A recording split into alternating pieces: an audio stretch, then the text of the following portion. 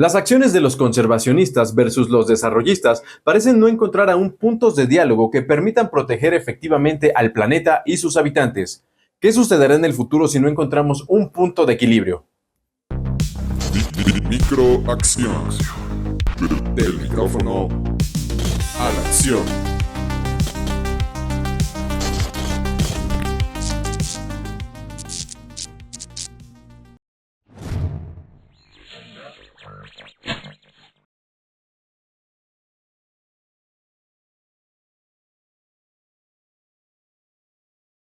Hola, ¿qué tal amigos? Muy buenos días, ¿cómo están? Espero se encuentren muy bien. Mi nombre es Yacer Rodríguez y a nombre de todo el equipo de producción les damos la más cordial bienvenida a un episodio más de Microacción, del micrófono a la acción, el podcast oficial de Ergonomic México. En esta ocasión vamos a tratar un tema pues muy interesante: conservación contra desarrollo, el punto de equilibrio para salvar al planeta. Un tema sin duda muy interesante que está muy de moda y que tenemos que tomar pues muy en serio en estos últimos años, y que sin duda pues siempre es muy bueno tener invitados y personas que nos ayuden a tomar y retomar estos temas en tiempos pues de crisis ambiental como lo estamos viviendo. Y qué mejor que tener un invitado como el que tenemos el día de hoy. Además, no todos los días tenemos a un presidente como lo vamos a tener el día de hoy. Y sin más ni más, pues vamos a presentarlo. Él es el biólogo Víctor Samayoa, presidente del Colegio de Biólogos de México. Víctor, ¿cómo estás? Muy bien, pues muy agradecido por este privilegio que me da Ergonomic para participar en estos temas tan polémicos a veces o tan comunes que muchas veces la gente les da poca importancia. Les dejamos, ¿no?, de prestar atención en algo que pues es realmente importante pues para todos, para la vida. Pero bueno, cuéntanos un poquito más, ahondando en tu trayectoria, en qué estás ahorita involucrado, un poquito de lo que te ata a este tema que vamos a tratar el día de hoy de conservación contra desarrollo ambiental. Un poquito de tu trayectoria en el colegio, qué es lo que haces y lo que has hecho. Mira, bueno, soy biólogo normal, digamos, con un posgrado en ciencias, aunque nunca terminé mi maestría. Okay. Sin embargo, en cuestiones del ambiente tengo casi 40 años trabajando.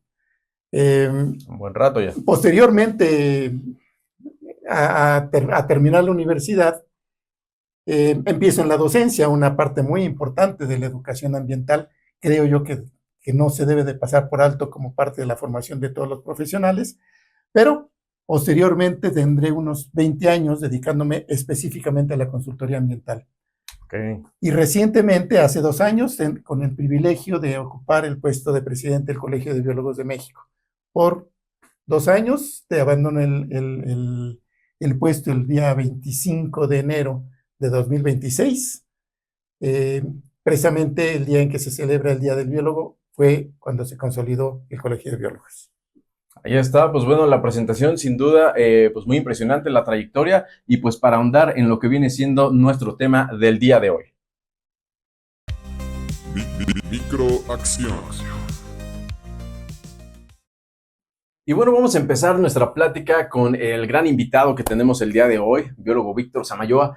Y pues con este tema, ¿no?, ya habíamos mencionado desde el principio, conservación contra desarrollo, algo que está como muy de moda últimamente, ¿no? Que tenemos que ser como cuidadores del medio ambiente, estar siempre al pendiente de estar cuidado con todo lo que hagamos, pero de repente hay gente que se clava mucho, que dice, no, es que yo sí meramente me meto más al conservacionismo, soy conservacionista, y otros dicen, no, a la fregada con eso, y vamos a hacer vamos a actuar siempre en pos del desarrollo. Cuéntanos tú, en tu experiencia de todo esto, que obviamente pues eres consultor ambiental, que eres el mediador de todos estos, de estos dos perfiles. Cuéntanos tú, en tu opinión, cómo vienen siendo o cuáles son las personas que consideras tú los conservacionistas. ¿Quiénes son? ¿Cómo son? ¿Qué ideas tienen? Sí, bueno, definitivamente los conservacionistas son los que tratan de proteger el ambiente. Y existen toda una gama de conservacionistas. Están los conservacionistas a ultranza, que quieren proteger todo, independientemente del objetivo, inclusive. Por ejemplo, he llegado a platicar con conservacionistas totalmente a ultranza y que dicen que hay que evitar hacer nada, que el hombre ya no haga nada, simple y sencillamente para proteger el ambiente. Porque pobres venaditos tienen unos ojos muy bonitos, cosas verdaderamente superficiales. Es bien cierto que la conservación es importante, pero hay que poner un nivel, no ser un obstáculo para el desarrollo.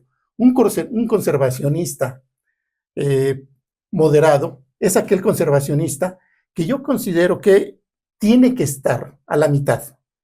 Es decir, permitir un desarrollo, pero un desarrollo sostenible o sustentable, que permite el desarrollo sin poner en riesgo la conservación del ambiente, ¿sí? Mientras que los conservacionistas quieren conservar a rajatabla y como sea, ¿no? Que dejemos de usar el carro, que andemos Exactamente. a puro pie, que ya no usemos ropa para no usar plantas ni nada, ¿no? Sí. Ese tipo de... Cuando realmente tenemos que vivir. Y definitivamente sí hay que conservar. Y hay que conservarlo con unas buenas estrategias para que las cosas puedan seguir funcionando, podamos seguir viviendo, podamos tener programas de televisión, podamos tener televisiones para verlo, ¿no? Tecnología, servicios. Indiscutiblemente no podemos prescindir de ellos. Sí lo podemos hacer, pero tendríamos que regresar a la edad de las cavernas, que inclusive el hombre en aquel entonces también ya tenía impactos ambientales sobre el ambiente, ¿no? Y es que, bueno, no sé cómo lo veas tú, Víctor, pero justamente en ese, pues, andar natural del ser humano de sobrevivir, de vivir, pues es como, digamos, natural e instintivo el hecho de que, pues, al hecho de querer vivir mejor, de desarrollarte, si tú querías tener fuego antes en las cavernas, pues tenías que cortar una rama y darle en la torre a un árbol, a un arbusto, lo que sea. Es como natural ese instinto. La cuestión es que pues de repente empezó a haber un boom de crecimiento de personas muy fuerte y empezó también el desarrollo, pues se empezó a desarrollar el cerebro, la inteligencia, más tecnología, pues eso implicaba también más pues destrucción del medio ambiente, ¿no? Es correcto y definitivamente no se trata de impedir eso. En algún momento y he tenido polémica con algunos colegas, con algunos otros profesionales, cuando yo les digo que la peor maldición del hombre fue haber inventado la medicina. Okay. ¿Por qué? Porque permite sobrevivir a gentes que no debían de sobrevivir. A lo mejor yo no estaría aquí, ¿sí? Si permitiéramos que la naturaleza fuera la que nos gobernara en nuestras dinámicas poblacionales. Como lo hace con los animales, ¿no? Como lo hace con los animales, la famosa selección natural. Si la selección natural actuara, nuestra población humana estaría controlada, pero precisamente con base en nuestro desarrollo cerebral, en nuestras necesidades creadas, hemos tenido que crecer, crear la medicina, hacer que gentes que no debían de vivir, vivan, y lo peor de todo, que incluso hasta se reproduzcan. ¿Sí? Entonces, el crecimiento poblacional ha aumentado las necesidades que de por sí vienen a asociarse a la existencia del hombre. Esos los que dices que no deberían reproducirse son los que luego nos encontramos manejando en la calle, ¿no? Que siempre decimos que ya no se reproduzcan, mano, pero bueno. Oye, y nos comentabas, por ejemplo, de este tema de los perfiles de los conservacionistas. Nos decías de los que son como muy extremos, el mediano conservacionista. ¿Hay uno que sea de nivel, digamos, como bajo conservacionista, que diga, sí soy conservacionista, pero no hago nada? Exactamente, el conservacionista de nombre, ¿no? Que él presume que es conservacionista, que él presume de que es responsable con el medio ambiente, pero en sus acciones es totalmente distinto. Y eso lo vemos en todos los elementos, en todos los niveles, ¿no? Desgraciadamente, los puestos de poder, hay veces, o de empresas o gubernamentales, pues son en donde tenemos gente que a lo mejor se califica como conservacionista, pero que en realidad no tiene ni la menor idea de lo que es ser un conservacionista. Oye, y justo aquí, pues cayendo en lo que viene siendo el tema del día, justamente que es conservación y desarrollo y encontrar el punto medio para salvar al planeta. Este tipo de conservacionistas, digamos, no vendrían cayendo como en ese punto medio, y digo, ya vámonos cruzando hacia el otro extremo, pues de la tablita. En el caso de los desarrollistas, ¿cómo vendrían siendo en esos perfiles? Ya tú lo mencionabas con los conservacionistas. Ahora con los que sí están en favor del desarrollo, desarrollistas, ¿cómo viene siendo el extremo? ¿El que vamos a desarrollar a la humanidad pues valiendo por completo el medio ambiente, o cómo viene siendo el perfil de ese tipo de personas? Sí, exactamente, el desarrollista y los diferentes niveles. El desarrollista que solamente le interesa construir y construir sin importarle todo lo demás. Y el conservacionista intermedio, moderado, es precisamente el que comulga con el conservacionista moderado, es decir, el que va a desarrollar siendo sostenible, sustentable. El desarrollista, a lo mejor el más sutil, podría ser el que no quiere hacer nada, porque a lo mejor puede tener efectos sobre el ambiente, tal vez, ¿no? Tengo una experiencia muy interesante respecto a los conservacionistas y desarrollistas. Ok. Uno como consultor somos, y como biólogo, somos identificados como los conservacionistas a ultranza. Y es clásico que cuando llegamos a una empresa que están haciendo un proyecto, bien como supervisión ambiental, como auditor, hay veces que nos dicen, ya llegó el biólogo, ya no nos va a dejar hacer cosas. No, el consultor ambiental, el profesional en la protección del ambiente, lo que tiene que buscar es, este proyecto se puede realizar, pero vas a tener que hacer tal o cual cosa para hacerlo sostenible, para que tenga el menor impacto posible en el ambiente, ¿sí? Ese es el trabajo del consultor ambiental, del buen consultor ambiental, del profesional. Hay algunos que simulan hacerlo, otros que tratamos de hacer nuestra chamba, y a veces los desarrollistas no comulgan con nosotros, porque tal parece que esa pugna entre el conservador y el desarrollista, dicen, es que el conservador no me deja desarrollarme. Al proyectista. Ahí entra el dilema, y entra ¿no? la pugna. Cuando realmente lo que se debería de buscar es que el desarrollista busque al conservacionista para decirle, oye, quiero hacer mi proyecto, ¿cómo lo puedo hacer? Y el conservacionista decirle, bueno, mira, para que tu proyecto sea viable ambientalmente, tendrás que hacer esto, esto y esto. Todo va a tener un costo. Costo económico o costo ambiental. El profesional en protección del medio ambiente tiene que buscar alternativas para que un proyecto de desarrollo sea viable ambientalmente, mediante medidas de prevención, de mitigación, o inclusive si no puede mitigar un impacto en un área en donde se va a desarrollar el proyecto, a lo mejor establecer medidas de compensación en otro ambiente que sean equivalentes al daño que se está ocasionando. Ese es el trabajo de los profesionales en protección del medio ambiente. No, y sin duda, bueno, ya lo mencionábamos, es como muy, pues no sé si algo muy de moda, pero que cada vez es más popular el hecho de que todas las empresas pues tengan como este tipo de certificaciones, de que para cada proyecto tengan pues la banderita verde, ¿no? Entonces, en ese tipo de proyectos creo que pues sí, más tú por tu trabajo lo tienes muy presente, pero justo cuéntanos, y bueno, ahora sí que sin afán de encender ninguna mecha ni nada, ¿tú qué te consideras? ¿Un poco conservacionista o desarrollista o justamente te consideras como el ente en el punto medio que debe de moderar estas corrientes? Yo no sé exactamente, no me puedo calificar a mí mismo. Ok. Pero sí te puedo decir lo que yo quiero ser. Y quiero ser esa parte media, la parte que comulgue el desarrollo con la conservación. ¿Sí? Sí me gusta conservar, pero no puedo oponerme al desarrollo. Si hay que jalarse para un lado, me voy un poquito más hacia la conservación. ¿Sí? Qué bueno, me voy más hacia la conservación. ¿Por qué? Porque yo no estoy pensando en este momento. Estoy pensando en el futuro también para las generaciones siguientes. Las que vienen. Y esto, la protección del ambiente, la educación ambiental, la visión de protección al ambiente, tiene que ser multigeneracional, no pensar para nosotros.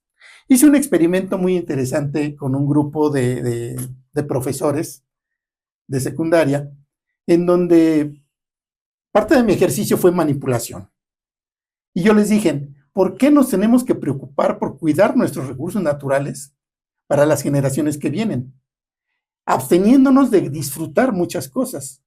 Vamos mejor a disfrutar todo lo que podamos. Vamos a acabarnos lo que sean. Tengamos que acabarnos para nuestro beneficio, ¿sí? Y que sean las generaciones futuras las que se preocupen por conseguir lo propio. Fue paradójico. Se crearon 3 grupos. Un grupo que me dijo, usted está loco. Con toda razón. Claro. Un segundo grupo que estuvo de acuerdo conmigo, curiosamente. Y dijeron, sí, vamos a aprovechar lo que más que podamos para nuestro beneficio y que sean los demás que se preocupen. Y un tercer grupo que no supo ni qué onda. nos pusimos a dar nuestras razones, cada quien, y afortunadamente reinó la prudencia. Es decir, mi posición de manipulación era incorrecta.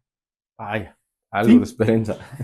Pero creo yo que esa es un claro ejemplo de que los comunicadores, de que los que tenemos una posición en donde podemos dar nuestro punto de opinión, los docentes, los influencers, por ejemplo, tienen una responsabilidad. Lo que digan puede ser utilizado en contra del ambiente. Es decir, un influencer ambiental puede decir barbaridades y la gente hacerle caso.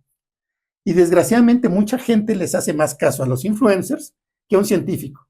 Desafortunadamente, las opiniones de los científicos no aparecen en el Facebook y en el Twitter, ¿no? Y es que, bueno, ahorita qué bueno que sacas este tema porque vaya que es importante, ya en la actualidad es como la referencia de que si lo vi en TikTok, si lo vi en Instagram, es la verdad, ¿no? O sea, si lo vi ahí, es lo que cuenta. Y Sí, porque este compa tiene muchos seguidores y se ve que pues es ecológico y eso, ya, él es como la referencia de que lo que diga es pues la verdad ecológica y lo que él diga vamos a hacerlo para salvar al planeta. Y los científicos y la comunidad de los biólogos de México, el colegio, todos, pues quién sabe dónde andarán, ¿no? Y nunca se les escucha. Y bueno, que también ahora que lo mencionas, pues si nos ven por ahí influencers, todos si hacen colaboraciones con gente científica, ecológica, pues bueno, aquí está uno de ellos y también en su mundo de contactos, pues busquen y dar información que realmente ayude a difundir para salvar al planeta, ¿no? Que siempre es lo que estamos buscando acá.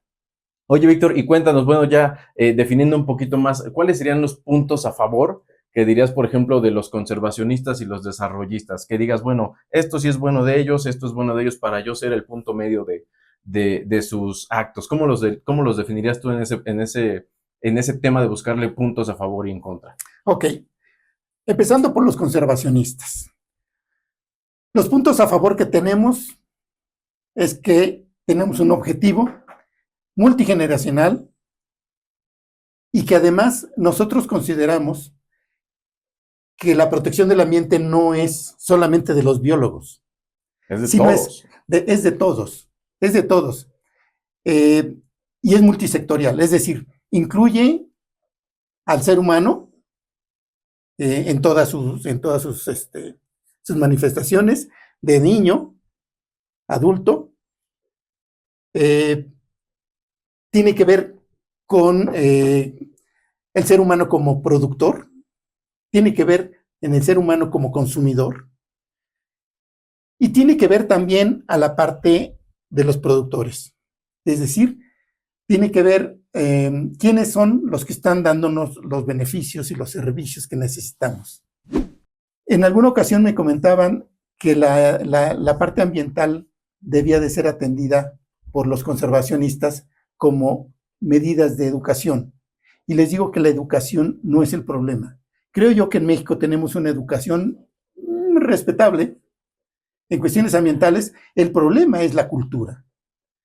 Yo tengo experiencia con niños de kinder, en donde ellos conocen cómo manejar los residuos, cómo manejar, no desperdiciar el agua, no dejar los focos prendidos de la casa.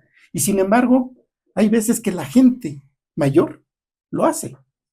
¿Sí? Eso digo de nuevo, perdón por la interrupción. Eso es muy interesante porque ahora que lo mencionas, creo que en efecto sí, por lo menos en la educación tanto institucional y digamos un poco la educación en casa, siempre se nos enseña eso cuando somos niños, ¿no? El cuidado del agua, del medio ambiente, de los animales, que no tires basura, que hay que separar los residuos, etcétera. Y es como curioso que cuando el mexicano, bueno, hablemos de México, ¿no? Que es el país del cual tenemos el contexto de que siempre estamos inmersos aquí, ya de repente de grandes mucha gente no lo hace. Digo, nosotros sí, yo sí lo hago, pero como cultura en general en México eso no se tiene, es un caso muy curioso, ¿no? Yo creo que, digo, en todos lados se cuecen habas, ¿no? Es decir, he tenido experiencia en algunos países de Sudamérica en donde los problemas son similares y a lo mejor problemas que nosotros ya libramos, ahorita están presentes en ellos. Pero bueno, hablando de México, porque es el lugar donde vivimos, convivimos, lo sufrimos o lo gozamos, debo decir que sí, efectivamente, la educación se da. Hay una educación ambiental. Y yo conozco varios docentes muy buenos que siempre platican eso en sus grupos. Tuve una experiencia con una de mis nietas, en donde en la escuela se puso un esquema de 0 generación de basura, que no era tal, pero tuvieron un manejo, una gestión interesante. Todos los niños, la basura que llevaban, tenían que regresársela a sus casas, es decir, no podían dejarla en la escuela. Muchos papás responsables se preocuparon por no generar basura, es decir, llevar sus toppers, llevar sus recipientes reutilizables y que no necesariamente tuvieran que generar basura. Sin embargo, pues igual hay de todo, ¿no? Curiosamente, vi como una señora que llevaba a su hijita con su mochila, dando vuelta a la escuela, abre la mochila de la niña y empieza a sacar toda su basura y a tirarle en la banqueta. Y regañándole a la niña, diciéndole que no lo vuelva a hacer, que ella no quiere basura en su casa. Sí, efectivamente no queremos basura en nuestras casas, pero pues entonces no la generemos, lo cual es difícil. Entonces simple y sencillamente vamos a hacer que la basura que generemos sea la menor posible y buscar los esquemas de reciclar, de reutilizar, de reducir y repensar. ¿Sí? Por ahí también alguna vez escuché la cuarta R, que sería repensar, ¿no? El consumo, esto que estamos haciendo, de que tanto compramos, si realmente lo necesito, ¿no? Sí. Entonces creo yo que la parte el beneficio que tienen los conservacionistas en este momento es que ya están involucrando a todos los sectores. Ya saben que ellos no son todólogos. Como biólogos, sabemos que no somos todólogos y nos tenemos que apoyar en el sociólogo, que es prácticamente un ecólogo animal del ser humano. Pero bueno, justamente muy interesante todo esto que nos platicas, Víctor, porque en alguna ocasión hace poco tuve oportunidad de comentar con una persona ahí en mi trabajo que justamente los humanos seguimos siendo esos animales, pero que fue como, pues por la naturaleza, o si ustedes lo quieren ver así como Dios, dependiendo de sus creencias, no lo sabemos, pues un experimento muy interesante pues de la Tierra, de la naturaleza, porque el hecho de que nos haya dado esta capacidad cerebral, de inteligencia, pero que a la vez con eso mismo nos estamos pues dando en la torre solitos y acabando el mundo, pues como que no tiene mucha lógica por ahí ese sistema de consumir y producir y pues realmente no hacer como mucho, ¿no? Es muy, muy interesante. Vamos a continuar, amigos, y pues vamos a seguir siempre, ¿no? Como lo decimos aquí, las microacciones es lo que nos lleva a la acción. Ustedes en casita también siempre recuerden separar los residuos, consumir lo menos que se pueda. No importa que sean ustedes a lo mejor desarrollistas, conservacionistas, como se consideren, a lo mejor es la primera vez que están escuchando estos términos, estas tendencias, pero bueno, sin duda recuerden siempre hacer las microacciones para la protección del medio ambiente. Microacción. Ok, Víctor, y bueno, continuamos con este tema, ¿no? De la conservación y el desarrollo. Cuéntanos tú que, pues, a diario convives, ¿no? En tu trabajo con este tipo de personas, los dos perfiles que tenemos de las corrientes. ¿Cuáles son, pues, bueno, obviamente siempre remarcar y resaltar que, pues, ambas posturas son muy válidas y respetables, porque al final del día son los que nos mantienen, pues, como estamos ahorita. No sabemos si es como un estado bueno o malo, ¿no? O sea, que seguimos teniendo conservacionistas que nos permiten disfrutar todavía de algo de naturaleza y pues los desarrollistas que pues son a lo mejor las personas que están haciendo esto posible, que tengamos la tecnología para llegar a sus hogares con este tema, este podcast. Pero bueno, tú cuéntanos por qué crees o cuál sea, que sea la razón por la cual entran en conflicto a la hora de pues meramente convivir y tratar de desarrollar algo en conjunto. Tú que lo vives diario como gestor ambiental.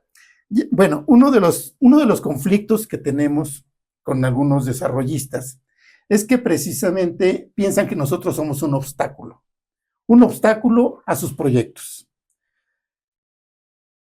Y se vuelven pugnas. Hay veces que llegan a desarrollarse problemas porque tenemos un desarrollista muy desarrollista y un conservacionista muy desarrollista, ¿sí? Muy conservacionista.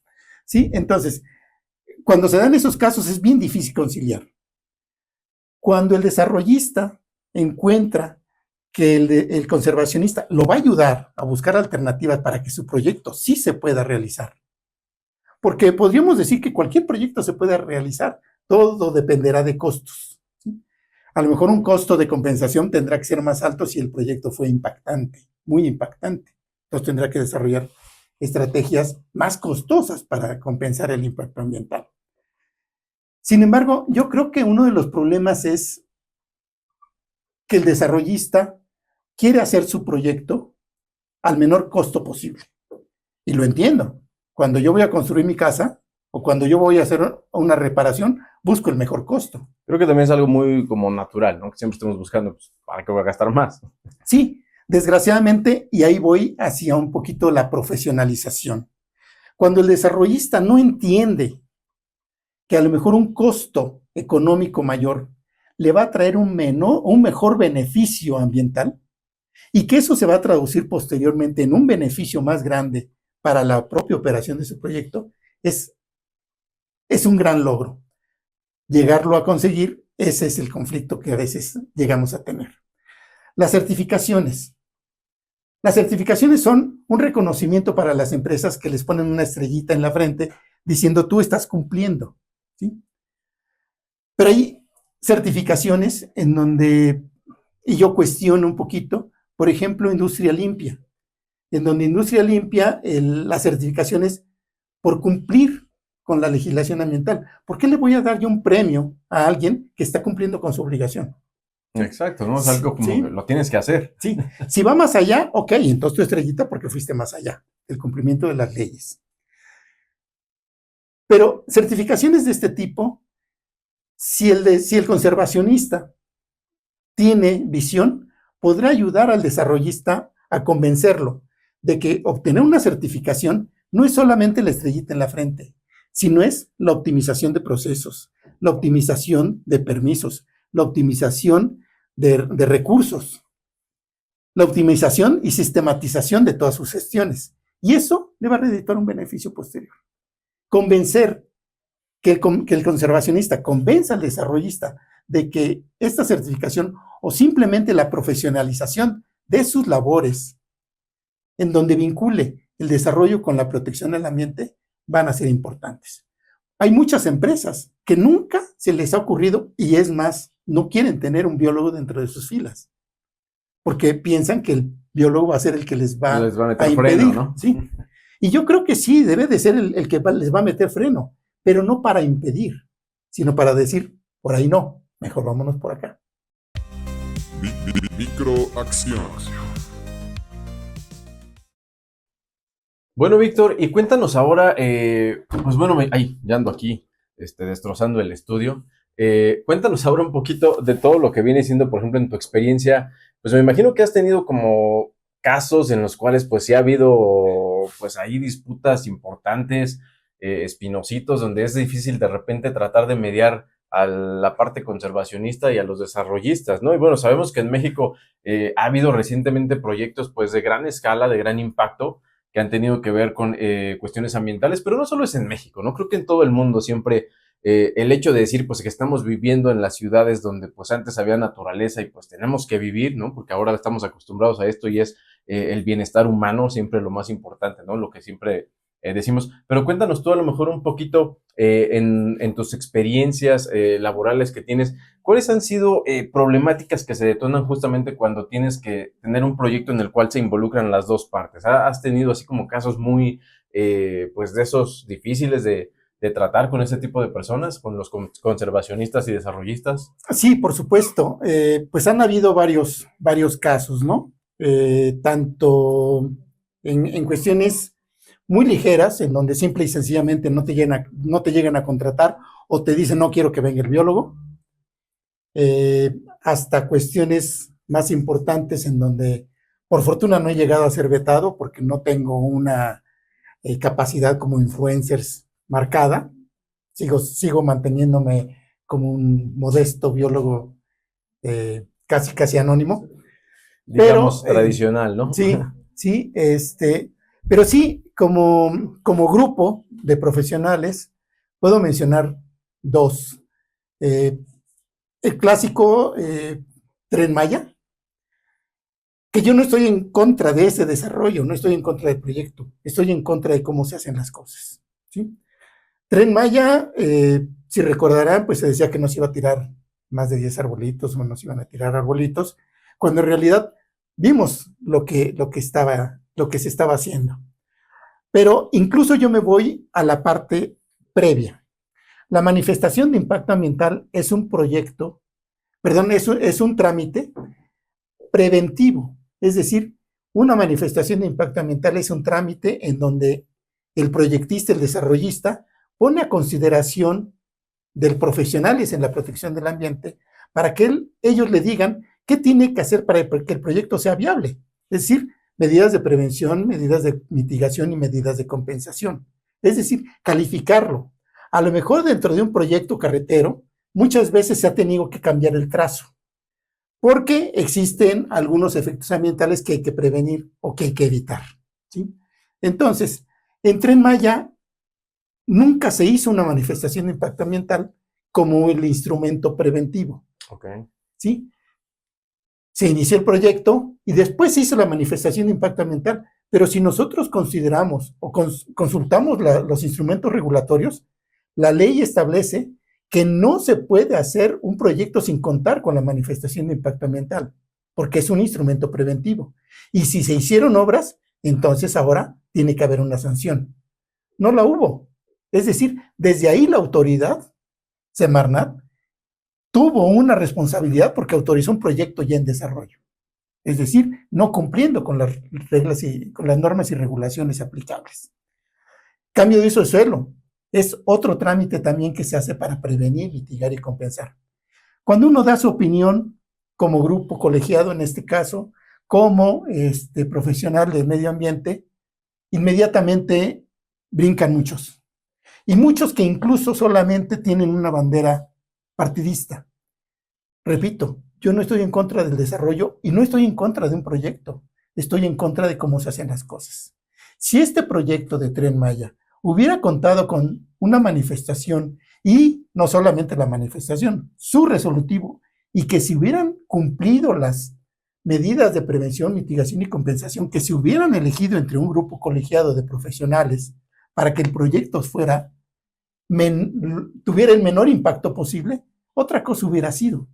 Incluso ahí la profesionalización de la protección del ambiente metida en un proyecto de desarrollo podía haber ahorrado mucho dinero y muchos impactos ambientales, ¿sí? No se hizo.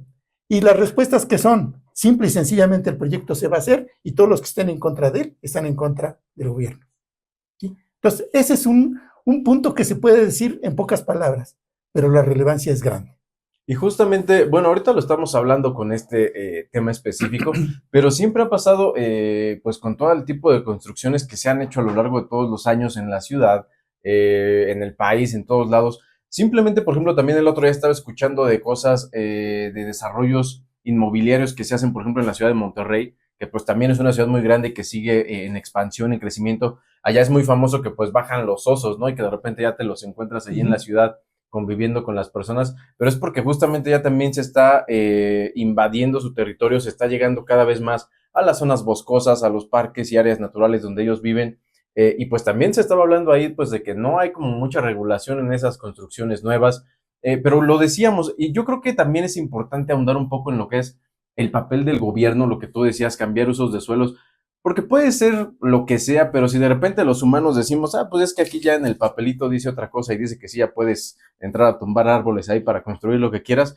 pues también como que de repente no tiene mucho sentido el estar viendo la legislación o las leyes que haya vigentes, ¿no? O sea, si al final del día nosotros humanos somos los que las cambiamos y decimos qué se puede y no se puede, pues no va a tener como mucho sentido, creo yo, en este aspecto. Digo, no sé cómo lo veas tú, Vic, porque yo siempre es lo que digo, y es lo que estábamos hablando desde el principio, ¿no? Que es como muy instintivo del ser humano, es que si dices, oye, pues sí, yo soy conservacionista, pero pues también necesito un lugar donde vivir, y si ya no hay donde y solo me queda el cerro para ir a tumbar ahí el árbol y hacer mi casa, pues ni modo, ¿no? Pues es también ahí donde entra el dilema de entre si soy conservacionista y quiero el bienestar del medio ambiente o mi bienestar como ser humano. Digo, no sé cómo lo veas tú, ¿no? Tú lo vives diario, pero creo que es como un andar todos los días de estar saltando entre las posturas que tenemos, y todos los días se tienen que estar viendo proyectos que sean un poquito más viables, menos viables, los que impacten menos, pero bueno, es estudiar y andar. No sé cómo lo veas tú en el hecho de, por ejemplo, las legislaciones, ¿no? ¿Cómo ves un poquito ese tema tú con las leyes y el tipo de los gobiernos que hacen estos proyectos? Sí, mucho, he escuchado mucho en las cámaras, en las legislaturas, que quieren de repente hacer nuevas leyes, mejores leyes. Yo creo que en México tenemos una legislación bastante buena, muy buena, de hecho, yo la consideraría, pero el problema está que no tenemos los esquemas gubernamentales para hacerla cumplir. Y creo que es en general en todo, no solo en materia ecológica, pero bueno. Sí, bueno, y mencionabas México, pero sí, efectivamente, los problemas se cuecen en todo el mundo, no nada más en México, y no porque seamos México, ¿no? O sea, en México tenemos problemas, pero también los existen en otros lados. La corrupción puede llegar en otros lados también, en otros países, también existe. Concentrémonos en México. Efectivamente, hay el título 28 del Código Penal Federal establece que quien realice un proyecto sin contar con las autorizaciones va a tener una sanción. Pero si el que lo construye es el garante de la protección, tiene una sanción mayor. Si el gobierno federal hizo Tren Maya sin contar con la manifestación de impacto ambiental, pues entonces, y además es el garante de protección del ambiente, su culpa es mayor, ¿sí? La legislación está. El problema es que muchos se la quieren brincar. Y precisamente a pesar de que se declaró inconstitucional el decreto, el superdecreto del presidente, pues el proyecto se hizo. Ok, bueno, ya se hizo, ya vamos ahora a compensar. Otra cosa también importante que está muy de moda, que lo escuchamos, la sustentabilidad. La sustentabilidad que actualmente la estamos queriendo aplicar para todo lo que es nuestro estilo de vida, pero lo desarrollamos más ahora en el tema del día, lo que viene siendo bienestar social y bienestar ambiental. ¿Tú cómo crees que sea, si llegara a pasar que se llega a romper esa triada entre esas tres partes, ¿no? La sustentabilidad, el bienestar ambiental y el bienestar de la sociedad? ¿Realmente lo consideras como importante o cómo crees que sería una consecuencia muy fatal del hecho de que se rompiera esta triada de sustentabilidad con el medio ambiente y la sociedad? Bueno, yo creo que las películas apocalípticas serían ese escenario, ¿no? Que están marcando. Es decir, un manejo irresponsable del ambiente solamente para crear tecnología para beneficio social sin ver el medio ambiente. Tenemos que ver la conservación del ambiente como parte de un beneficio para el ser humano. Si no lo vemos así, estamos condenados a vivir un escenario apocalíptico de muchas películas que vemos, ¿no? Vamos, los zombies, creo yo que no es tan lejos, con muchas drogas que están también de moda. ¿Tienes alguna como película o algún par de películas que digas, ese sería como el retrato perfecto de lo que pasaría si llegáramos a ese punto en la realidad? No, creo yo que son cachitos de todas, ¿no? De todas. Hay películas muy interesantes que creo yo que todos los ambientalistas, y más bien yo creo que todos los deberíamos de ver. Hay una película en Netflix que habla se llama David contra Goliat. Creo yo que es una película que no, a lo mejor muchos la ven o ven el título y no les llama. Es una película que tienen que ver la mayoría, ambientalistas o no ambientalistas, para conocer parte de nuestras problemáticas ambientales que no se han podido atender más por cuestiones económico-políticas, ¿sí? O bien otra que se llama Río Negro, también ambientalista, muy importante, que debe de formar parte de nuestro acervo. Entonces, perdón por el comercial, pero al final de cuentas es parte de nuestra formación, de nuestra educación, de la profesionalización de nuestro pensamiento. ¿Qué mejor influencers esas películas que irse con otros que nos hablan de cuestiones bárbaras, ¿no? Ahí está, amigos, pues entonces ya salimos hoy hasta con recomendación para el fin de semana de las pelis. Ya saben, réntense su suscripción si no la tienen, o si ya la tienen, vayan por las pelis, los refrescos y pónganse cómodos el fin de semana para ver pues este tipo de películas y contenidos, que siempre es bueno también ver cosas que aporten y sobre todo aquí, como lo decimos, que nos generen una conciencia para siempre estar buscando pues el bienestar de nuestro medio ambiente. Continuamos aquí en Microacción. Microacción. Bueno, Víctor, y pues continuamos con el tema del día, de esto que ya nos estabas comentando desde el principio, ¿no? Siempre estar pensando a futuro, cómo son los jóvenes, las futuras generaciones, ¿no? Tus hijas, bueno, yo no tengo hijos, pero pues siempre estar pensando en los que están ya muy chiquitos y los que vienen, pues el futuro, ¿no? Siempre es muy importante tener en cuenta la relación con el medio ambiente, siempre estar de los que estamos aquí, pero pues siempre también ver por los que vienen, lo que le vamos a dejar, ¿no? Por ahí decía un dicho que escuchábamos muy famoso antes, que no hay que pensar en qué mundo le vamos a dejar a nuestros hijos, sino también en qué hijos le vamos a dejar al mundo, ¿no? La educación ambiental. ¿Tú qué crees que sea importante hacer con los jóvenes hoy en día, pues sobre todo también en este tema de la educación y cultura ambiental para justamente tener pues algo que contar y algo que dejarles a estas futuras generaciones de medio ambiente? ¿Qué es lo que consideras que sea como la columna vertebral de la educación ambiental? Creo que la columna vertebral es hablar siempre en tres términos: la moral, la ética y la legalidad. Es decir, ¿qué es lo que está bien? Por el simple hecho de que sabemos que está bien o mal, ¿sí? No necesita estar en una ley o en un reglamento, que sería la parte legal, sino qué está bien y qué está mal. Si bien es cierto, la dualidad entre el bien y el mal es un concepto antropocéntrico, antropogénico, tiene que ver con un bienestar común. La ética. La ética es un principio propio.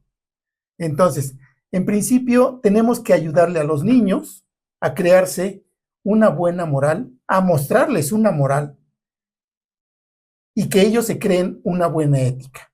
Y este es un bombardeo constante que viene desde la familia, la escuela, la universidad y después de la universidad. ¿Cuántas veces vemos, y me ha tocado, que niñitos llegan a corregir a los papás y decirles, no tires basura? Hay que mantener la educación ambiental como una práctica de moralidad y de ética. La escuela nos va a enseñar, no nos va a enseñar eso. La escuela nos va a mostrar las experiencias de otras cosas y la legalidad. Y nos va a decir, a lo mejor en la escuela, la ley dice que no hagas esto, ¿eh? Eso lo tenemos que seguir transmitiendo. Lo legal se puede transmitir de una manera más coloquial, como una práctica común en nuestro ejercicio en casa, ¿sí? Nosotros no necesitamos que haya un profesional que nos diga qué son los bifenilos policlorados o qué es el polietileno para poder hacer las cosas. Le podemos decir que hay aceites que pueden contaminar mucho, que hay aceites que se tienen que manejar de cierta forma. Hay que decirle a los empresarios que no necesitan conocer toda la teoría para poderla aplicar. De tal manera que desde la familia en que nacen los niños hasta los que producen los bienes son responsables. Hay un término en manejo de residuos que dice que los responsables de los residuos es uno, el generador, y que la responsabilidad de su manejo viene de la cuna a la tumba, es decir, desde que se genera el residuo hasta que se dispone en algún lugar. Bueno, pues lo mismo. Creo yo que la conservación del ambiente debe de ser de uno desde la cuna, es decir, desde que nace hasta que uno se muere. Si bien es cierto, incluso ya hay quienes están pensando, ¿qué van a hacer con mí? ¿Me van a poner en un tapete? ¿Me van a poner en una maceta, no? ¿O me van a cremar? Bueno, pues si lo van a cremar... Ese es todo otro tema, todo lo de... Sí, lo van a cremar. Bueno, a lo mejor desde el punto de vista religioso tenemos que tener nuestras limitaciones y yo soy muy respetuoso de eso. Claro. Pero viéndolo desde un punto de vista frío y ambiental, bueno, pues yo no voy a querer que con mi cuerpo contaminen el ambiente, ¿no? Mejor que me pongan en una macetita o dice una canción revolucionaria, que me entierren en una jarra de barro y me pongan en el suelo, ¿no? Bueno, no sé, yo quisiera que concibiéramos que somos responsables de lo que pase y de lo que hagamos con el ambiente desde que nacemos hasta que nos muramos. Y creo yo que esa es el común denominador que debe de gobernar en la vida de todo el ser humano. ¿Qué vas a hacer y cuál va a ser tu huella ecológica desde que naces hasta que mueres? y no cejar en la educación, no cejar en el profesionalismo, no cejar en escuchar y aplicar lo que nos dicen los influencers, siempre y cuando confiemos en ellos, y a los influencers que digan las cosas ciertas. Y así van a ser unos excelentes influencers. De otra manera van a ser enajenadores solamente. Ahí está, amigos, pues una de las microacciones que pues hoy en día podemos hacer y aplicar todos los días, sin duda, ahora que están muy de moda las redes sociales y que nos las pasamos pegados al celular, pues es eso, ¿no? Si tú eres creador de contenido, influencer, justamente pues ver tus fuentes, ver la información que difundes entre tus usuarios, tus seguidores y también sobre todo los consumidores, que somos quienes realmente tenemos el poder, quienes seguimos a esas personas, pues hacer la selección, ¿no? De los contenidos que vemos, de las personas, ver las fuentes que manejan, no quedarnos nada más con lo que nos digan y lo que escuchemos en el TikTok, en el primer video que nos dan, sino pues también ahí nosotros hacer un poco de investigación, prácticas de buen consumidor y buen usuario para ver justamente qué es lo que nos están dando, qué ideas e información es la que nos difunden y pues aplicarlas de la mejor manera. Ahora, ya nos mencionabas esto de pues la columna vertebral de lo que viene siendo la educación ambiental para el futuro, pero lo hablábamos de esta manera de que se les da mucho a los niños, a los jóvenes en las escuelas y que está muy bien porque es la base. Y como dices, ¿no? De repente uno ya creciendo como ciudadano adulto en la calle, pues no lo vemos que sea como muy, que se haya quedado. Siempre pasa que se nos quita, se nos olvidó por las malas influencias que tuvimos con nuestra familia, pues de repente la educación ambiental queda de lado, haciéndola, digamos, como de manera más formal y profesional, específicamente a lo mejor, por ejemplo, ¿no? Para las personas ya en los trabajos, empresas, ¿qué acciones de educación ambiental crees que sean como las mejores en este aspecto de aplicarlas para seguir teniéndolas toda la vida, como dices, ¿no? Hasta que muramos. Sí, bien, platicando con las gentes de las empresas, hay veces que nos dicen que la capacitación es fundamental, pero es clásico que en la mayoría de las empresas el principal problema sea la segregación de residuos. Es decir, un residuo no peligroso en un recipiente destinado para residuos no peligrosos y un recipiente en donde se mezclan los residuos destinado para residuos peligrosos. ¿Sí? Esa mezcla de residuos peligrosos con no peligrosos provoca que los residuos se conviertan todos en peligrosos. Y es un caso muy particular, reincidente en todas las empresas. Y las empresas nos dicen, yo ya no doy capacitación, porque nunca aprenden. Y les digo, no, es que el problema está ahí. Hay que seguir dando la capacitación en las empresas para que la gente aprenda. Ahora, si son 20 y solamente aprendió uno, ya es ganancia. Con uno se Con uno, empieza a hacer la diferencia. Porque a lo mejor él no solamente lo va a aplicar en su empresa, sino lo va a aplicar en el círculo en donde se desenvuelve. Ahora, si nuestro trabajo como capacitadores, como influencers educativos, es buena, a lo mejor no va a ser uno, van a ser más.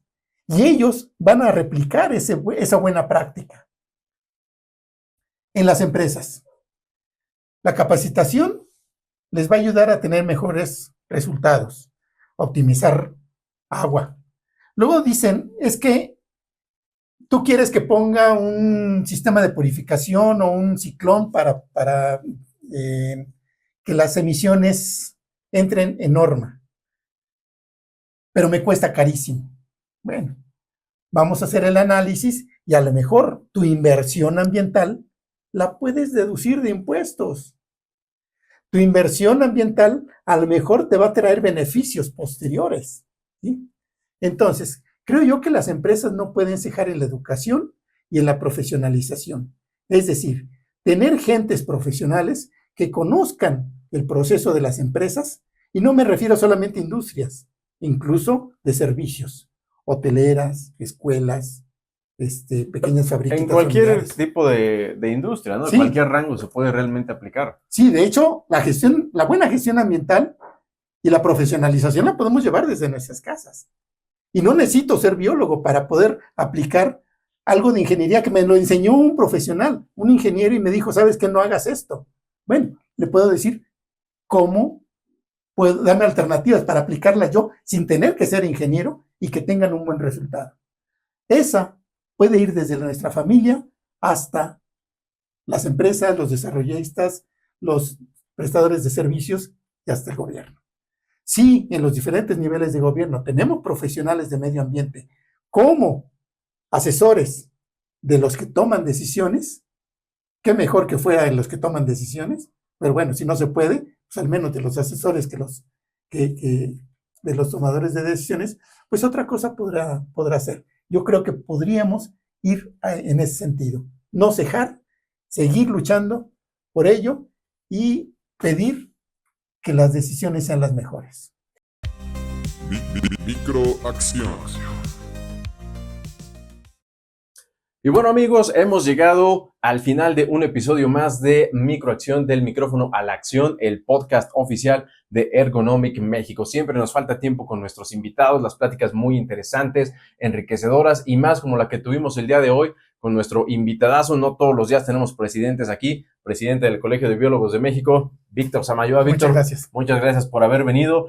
Pues desgraciadamente se nos acabó el tiempo. ¿Algo que quieras dejar como mensaje de reflexión para nuestros invitados referente al tema del día o en general, algo que les quieras dejar? Sí, muchas gracias. Pues soy el presidente del Colegio de Biólogos de México, pero soy un biólogo más.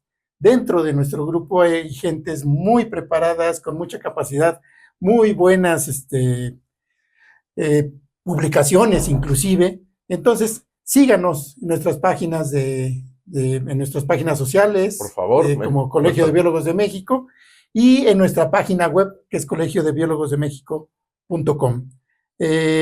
Y cualquier comunicación que deseen ustedes con nosotros, el teléfono es el 55 65 36 75 92.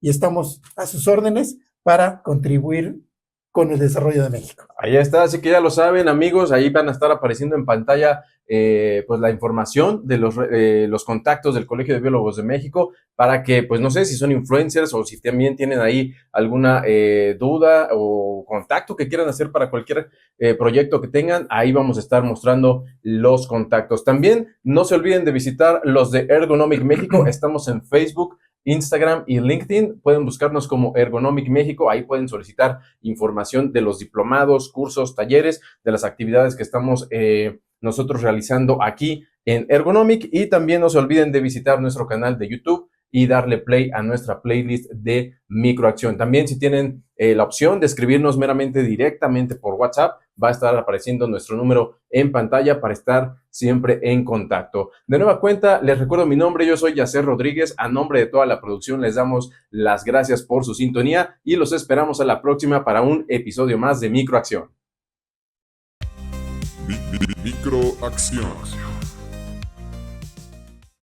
Bueno, Víctor, antes de que te nos vayas, vamos a pedirte que nos colabores aquí con una pequeña dinámica que le pedimos siempre a nuestros invitados para dejar su recuerdo en el muro de la fama de Ergonomic. Vamos a pedirte que nos dejes una pequeña reflexión escrita aquí, que va a ser como secreta para que se quede grabada en nuestro muro y la vamos a dejar plasmada y colgada como nuestras mariposas, el muro de las mariposas del recuerdo de Ergonomic. Así que una reflexión, pensamiento que nos quieras compartir, un deseo, digo, sabemos que ya nos compartiste algo en cámaras, pero algo que quieras dejar aquí, no sé, un poquito más personal, más íntimo, con gusto lo vamos a recibir y a que se quede aquí con nosotros en el muro de la fama de Ergonomic. Así que, por favor, adelante, Víctor. Gracias.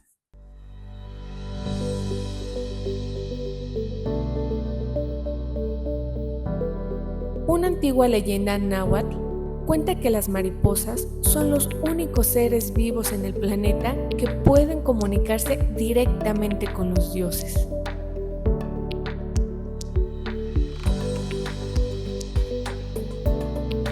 Si una mariposa se posa en tu mano, por un momento, contémplala y admira su belleza. Puedes contarle tus deseos. Ella te escuchará atentamente y como no puede emitir sonidos, los guardará en secreto y jamás los contará a nadie.